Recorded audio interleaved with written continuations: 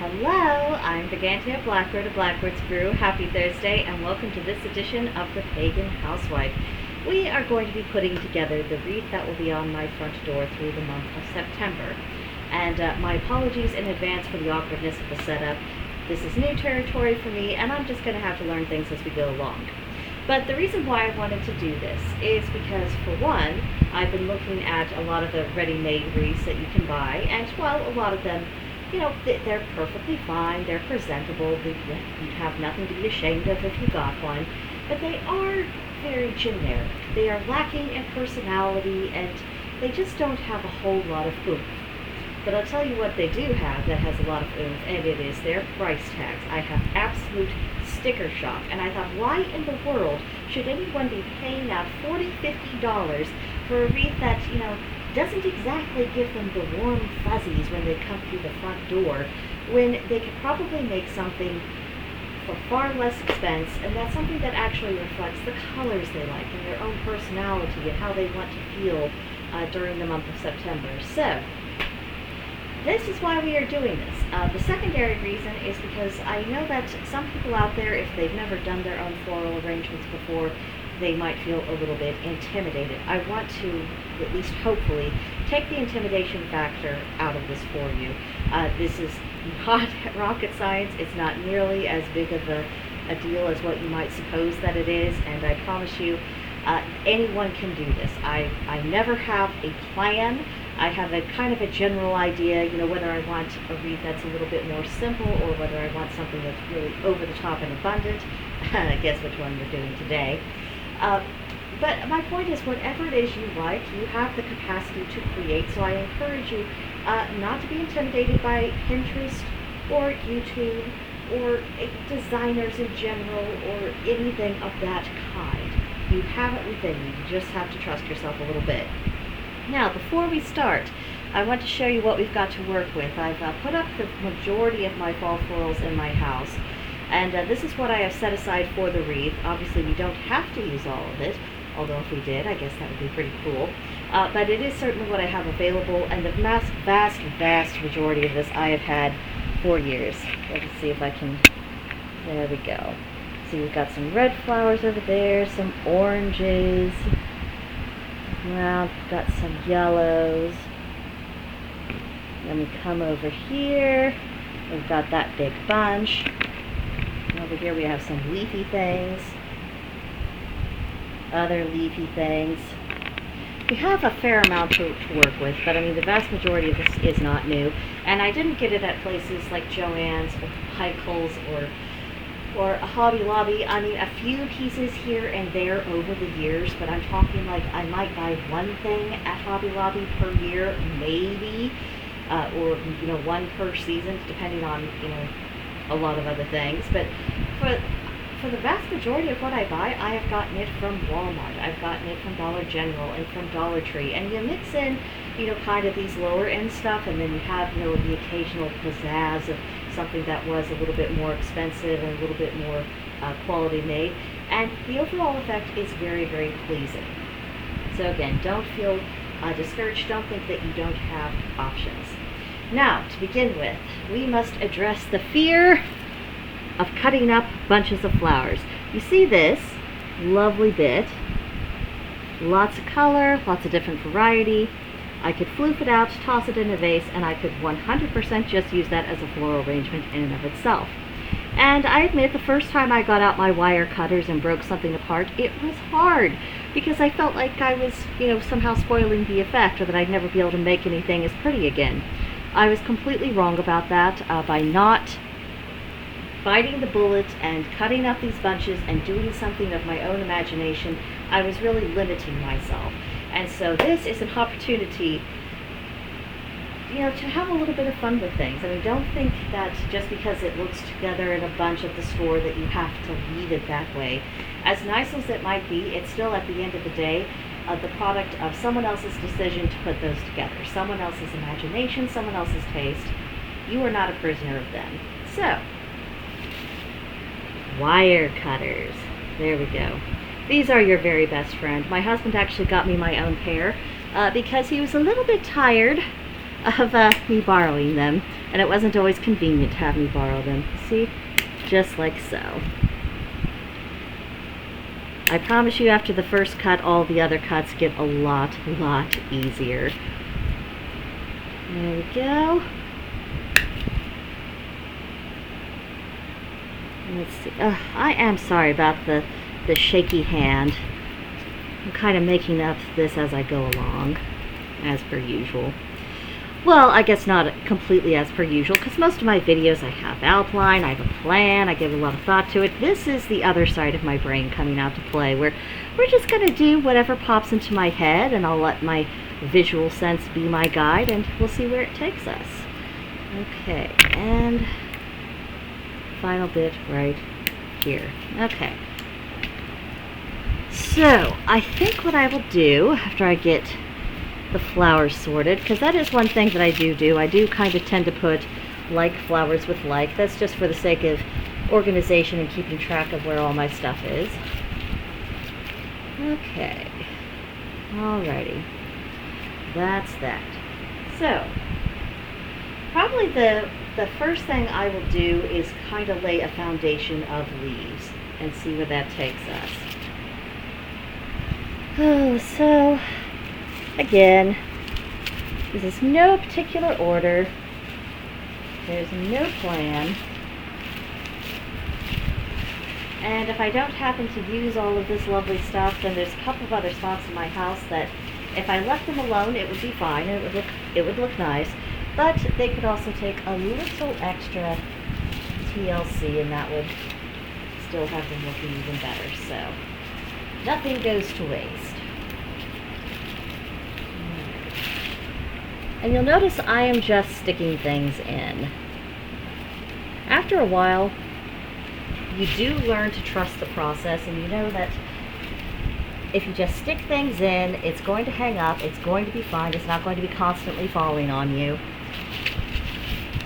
And unless you are really bound and determined to make a permanent wreath, then you could get out the glue and then melt up the glue and have it stick in bits here and there and make sure that it's super ultra secure. I mean, you can absolutely go that route.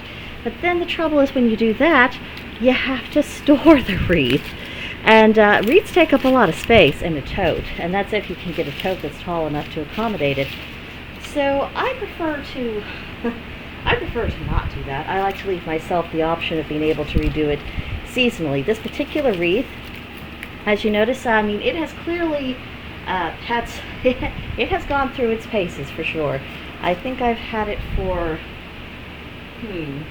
I guess it's getting close to 6 years now. It has been a minute.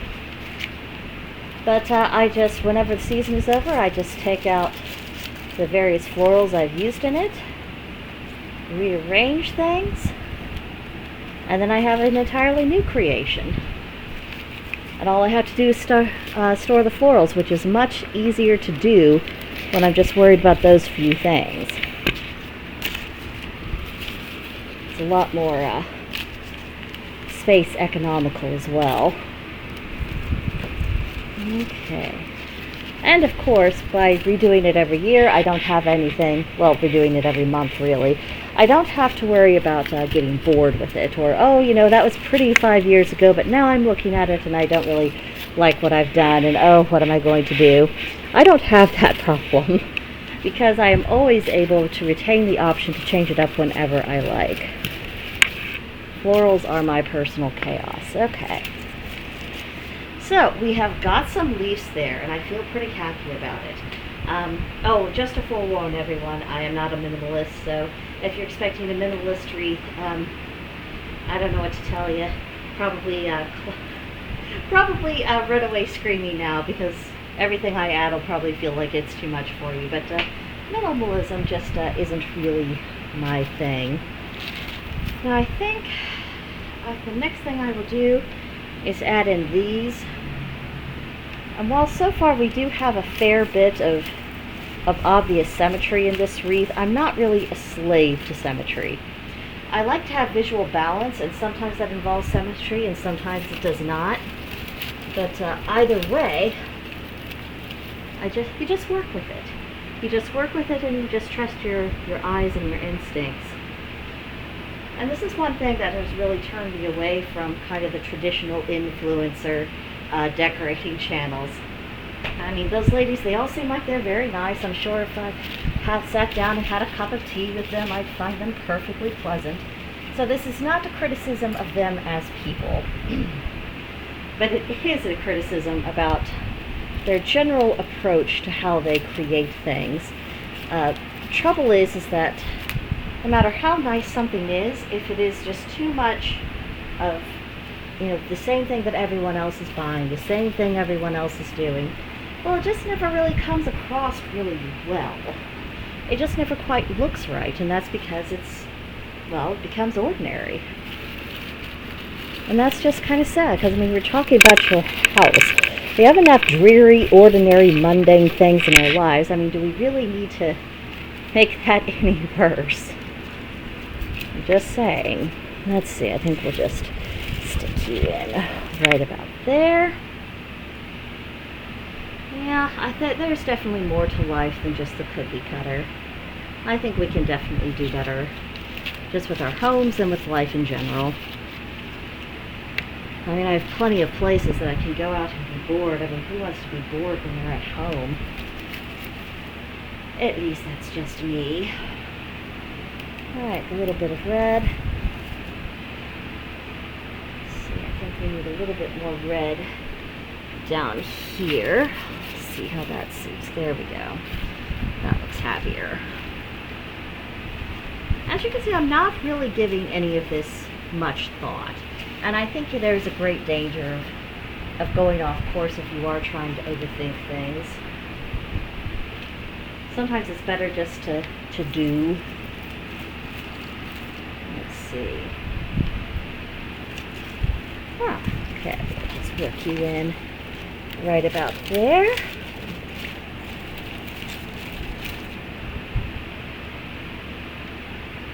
Let's see, next I think we need something bright yellow down here. Let's see.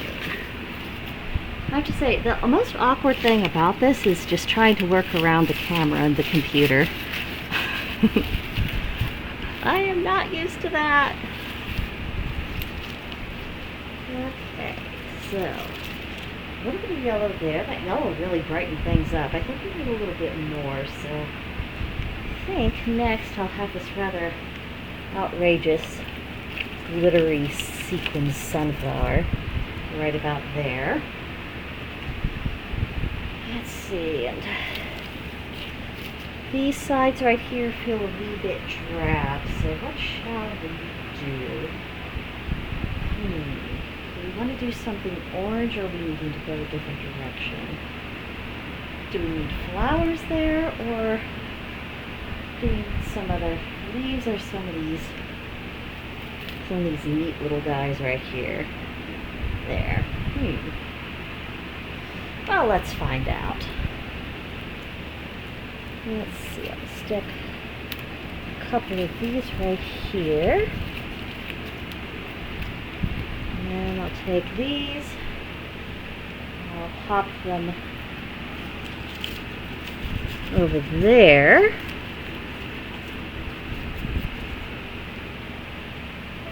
See, we're getting somewhere. We are getting somewhere. Now, there's always a moment when I'm working on my florals when I just have that instinctiveness of it's time to stop.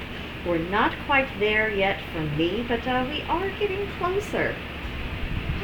Very good.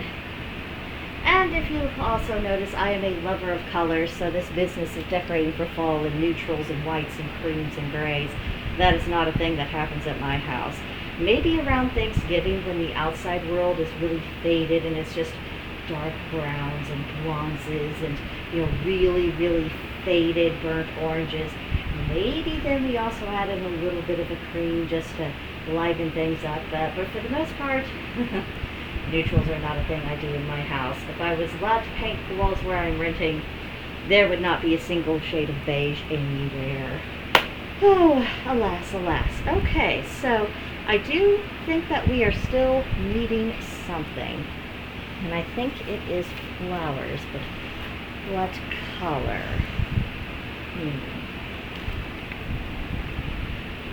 maybe we want to put some right there. Oh, and if you heard the door open just now, that's my husband coming home from work.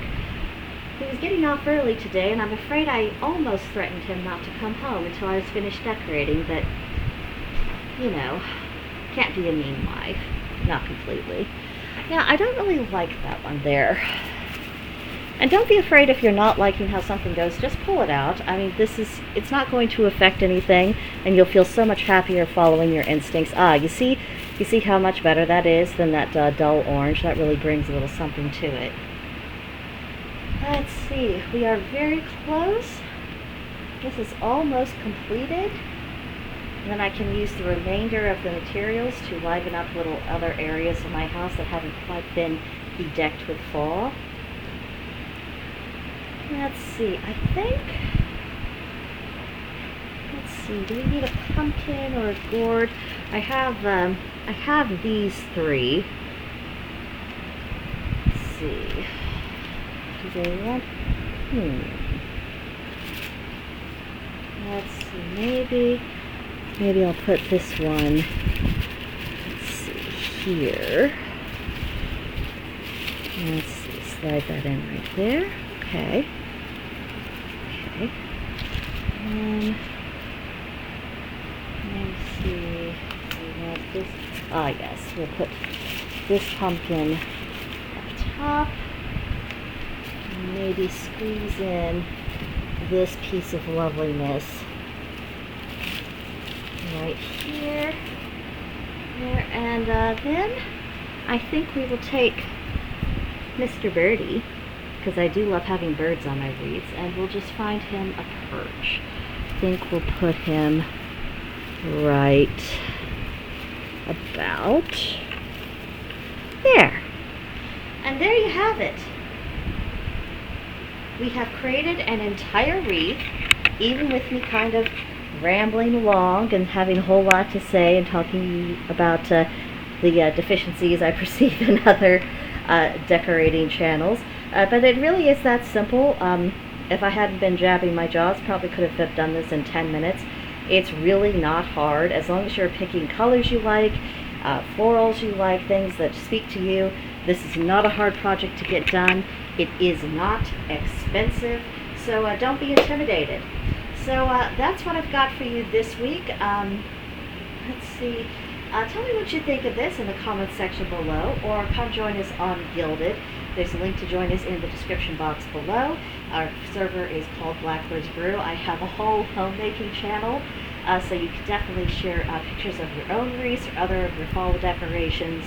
I would love to see it. I really like seeing what other people's imaginations come up with, so hopefully I will see you soon. But for now, that will do it. I will see you next time. Goodbye.